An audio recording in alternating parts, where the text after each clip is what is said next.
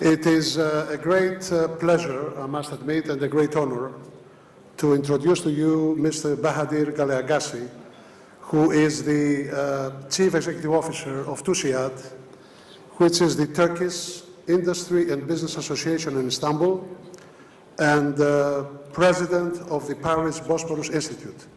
I have had the opportunity of meeting Mr. Kaleagasi at the German Marshall Fund in March.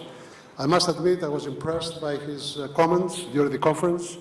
He's a very prominent personality in Turkey. Mr. Kaleagasi, we have done a lot of work trying to connect Greek businesses and Turkish businesses.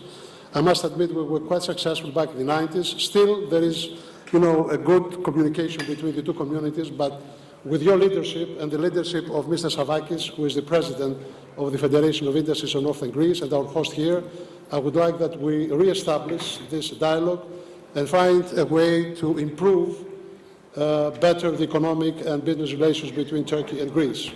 With this, I would like you to take the podium of the Forum of the Thessaloniki. Ladies and gentlemen, let us welcome Mr. Kaleagasi at the podium, please. Thank you very much. Thank you.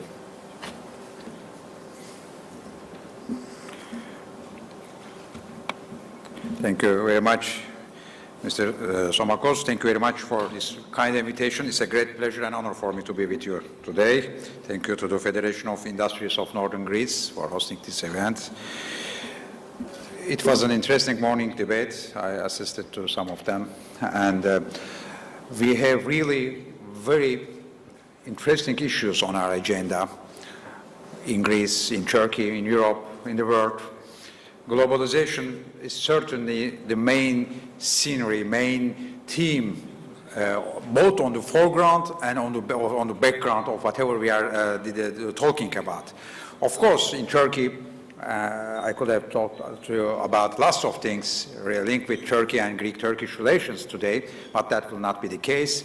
We have many issues from interest rates policy of today to issues linked with Turkey's trade relations with China or reform of the education, lots of issues that are relevant for business. And we are always trying, of course, to focus on the issues, to analyze them, to really go to the details of them. But today, I would like to share with you so that you can maybe have a better view of what we see also for the near future. The key elements changing our environment. Probably nothing will be new for you, but that will probably help me to convey you, to share with you better what we are doing, how we see the near future, how we see the near future is being designed, why we are being focused to the issues that are close to us. This is why this will be an exercise, a rapid one, taking into account my time, of taking a distant view to the current issues that are surrounding us. And without, of course, going too much to the details, I will not talk to you on the issues on the dark side of the moon, on the data issues, on the very important issues on how the intuition between the artificial intelligence and the new machineries and deep learning. But I will touch upon them in a superficial way, but my objective is really to share with you how we see the near future and what are the most relevant issues for us in Istanbul. Lots of things are shaping the future of our world, are shaping really not only the way our companies function, but also the way our societies evolve and operate. There are lots of factors linked with new technologies, with the new millennial workforce, mobility, globalization. I will select some of them in a subjective way and tell you what we really think about them. This is the story of the globalization. And this story of the globalization, even in this composed image of the Earth, classic one, seen from space at night, highlights so well the sources of energy, sources of global power, they haven't changed radically. The real sources continue to be those which help us to generate energy, light, energy, consume it, not only generating but also consuming that energy. And that means still, of course, a world with a triangular strategical relationship between North America, as you see, Europe, and East Asia, Japan, South Korea, China, and Southeast Asia. So, well, this is about energy, access to energy resources, still today, oil, gas, also being probably nuclear power with a permanent seat at the Security Council of the UN, having good technology, finance, human capital, and more of new technologies and data.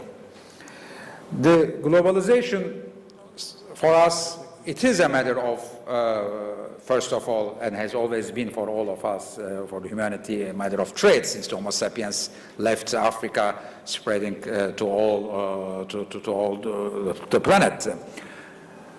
And the navigation routes are there good to illustrate still where we are in this part of the Mediterranean as Greece and Turkey. We are not in the middle of the transatlantic relationship, which still constitutes the bulk of the major, for the focus of the global trade, but we are part of it, certainly. But also the trade between Asia and Europe, and Asia and the United States. But that is a changing pattern, of course.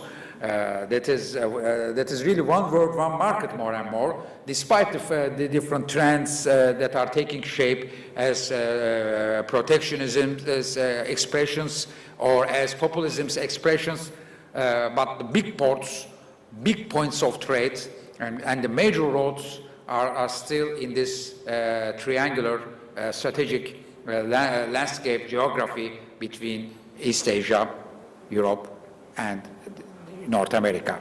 And still today, transatlantic relationship continues to be very important for us, notwithstanding the major trend that Europe's relations with China more and more are important, Europe being China's now first economic partner before Japan, before United States. But this is not only about, of course, now the 20th century or even early 21st century trade that we are talking about. This is also about another geography, more and more very important, and that geography also tells us the same story. This is the map of internet connections in a single day. The geography of the internet, not only, of course, to share pictures, but also share ideas and channel through goods and services, finance, lots of money, lots of technology, a tremendous amount of influence. And here again, a map telling us more or less the same story as the previous ones. This is a world still with high density of transatlantic relationship, despite the fact that today Washington has become reluctant to conclude a transatlantic agreement. The reality is that every single day, not only goods worth of $2 billion are exchanged across the Atlantic, but also this is the case for the information, this is the case for the influence and transactions through the internet, but also, of course, once again, Asia is there as not only emerging power, it has already emerged, and it was re-emerging, by the way, a couple of centuries ago. India and China were half of the global economy, and today they are about to become again half of the global economy, but there are also other countries, important economies like Japan, Indonesia, South Korea, and others. Another mobility is about, of course, demography. Not only the countries with the highest population are changing, and they are creating a mobility for us that we have to take into account in trying to understand where we are heading to without being lost in our current affairs.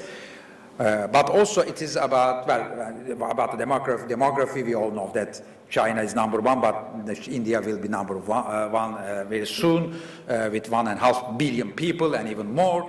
And then Africa is coming with Nigeria and others. and South America is still there, but North America will still be there, and the European Union is shrinking, except some few countries like France. But this is also about the mobility within the age structure of the world. And there, the Mare Nostrum area, especially the south of it, this green area, as you see, is now the window of opportunity area, because this is the median age. These are the people who are becoming economic actors, who will start buying their own houses, cars, and household products and others. They have already their smartphones, by the way, but they are becoming full-fledged economic actors. So that green area is important, but below that, sub-Saharan Africa is coming. As to the, of course, the youth, as to the age structure, how about the economy? This is another story. And another story, and that one is disturbing, of course, that world with this mobility, increased trade, increased consumption, increased climate change effects, it is in danger. Not the world, of course, sorry. Earth is not in danger. It would be too pretentious to say it. Humanity, as the civilization as we have created, is in danger. Nothing will happen to Earth as long as the sun is there, Sol Invictus, at the end of the day. Nevertheless, the way we are living on this planet is under threat. It will have taken only, according to the experts, 1,000 years of non-human activity on Earth, so that the nature covers everything that we created, from highways to dams to skyscrapers to cities. And only in a few thousand years, it will take archaeologists from maybe another galaxy to come and to find out that there was once a civilization of a life form called humans on this Earth. So this is the most disturbing story maybe for our future, and nothing that we can do in our daily lives now can ignore to take into account this one. Something else also is moving around the world, and this is the idea of freedom or lack of it, or threat to the freedom, or the most important dilemma that we are maybe living through, security versus freedoms. Which one is more important? It depends, of course, on the social psychology of the moment, but in a maybe more practical business point of view, or maybe in a more philosophical point of view, to protect security sometimes undermines the liberties, freedoms themselves. So the way the world is dealing with the idea and the practice and the enhancement of the freedoms, so that we are, first of all, in dignity as human beings and citizens, but also as entrepreneurs, as scientists, as artists. Freedom means creativity, freedom means innovation and entrepreneurship, and that is a story really to follow up very closely. Well, globalization, global order.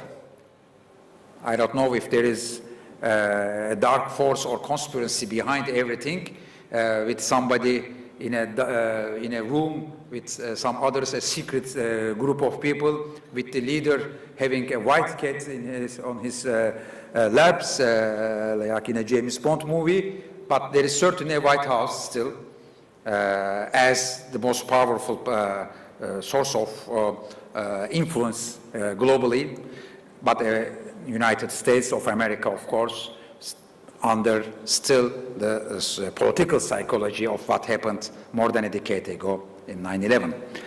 On the other hand of the Atlantic, and of our maps of the trade, globalization, there is one Europe, but a too crowded one Europe, of course, still a political system under construction. I will come to that. And then there is G20, trying to elaborate a kind of global governance, and then transatlantic relationship, not having a single interlocutor maybe for the President of the United States, but, well, at least there are now only two, President of the European Council and the President of the European Commission, and it's all right. It's better than 28, 30 leaders, but are they really the sole leaders of Europe? This is an open question, certainly. But this is the word of transatlantic relationship or G20. However, more and more there is a rising G2, disturbing certainly at least two countries very abruptly, very radically. And this is the relationship between Beijing and Washington, D.C. A relationship that is certainly very important, but also none of them, neither Beijing nor Washington, wants to hear about any discourse colored by G20 rhetoric. They don't like it, they don't want to find themselves face to face. But soon there will be a meeting in Beijing between Trump and Xi, and the pictures will be available. Well, back to the G20 world. More than, of course, 20 countries, since there are 19 largest economies of the world, plus European Union representing all European countries, including the ones that are in the first 19, like Italy, France, Germany, and the United Kingdom. So 2/3 of the global economy and 75% of the global population.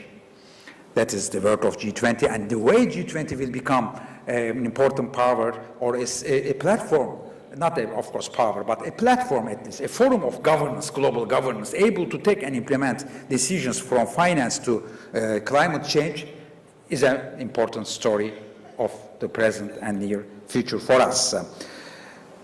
Coming back to Europe, what we see there is clearly a variable geometry.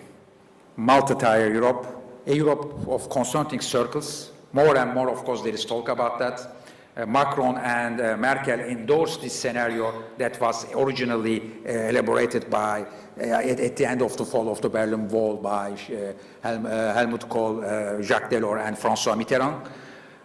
And of course, destroyed as a project at that time by Margaret Thatcher. But today it's back. It's back. And maybe and eventually, as we see also in Turkey, Europe is heading towards this variable geometry with a large circle of confederation of Europe, European countries, with common points on the political criteria of democracy, rule of law, and human rights, and single market. Brexit can, of course, accelerate that. But also a federal Europe within it that will solve Europe's most important, maybe, 21st century paradox. Because the challenges of the globalization, all these challenges that I just outlined, and it's just a short list and not an exhaustive one, implies that in an expanding global order, Europe cannot shrink. But on the other hand, that also implies that Europe has to be a better place of governance and homogeneous economic and monetary union. How to go beyond this dilemma? Widening or deepening? Maybe through this variable geometry, through these concentric circles, a core Europe, a federation of European states with a higher degree of supranationality concerning the governance of the economic and monetary union, with lots of aspects of banking union, fiscal union to be debated between Macron and Merkel within a few months probably, and then a larger Europe, a confederate Europe, with lots of course, overlapping circles, and it will not be an easy one to explain to the public, but maybe better than the actual one.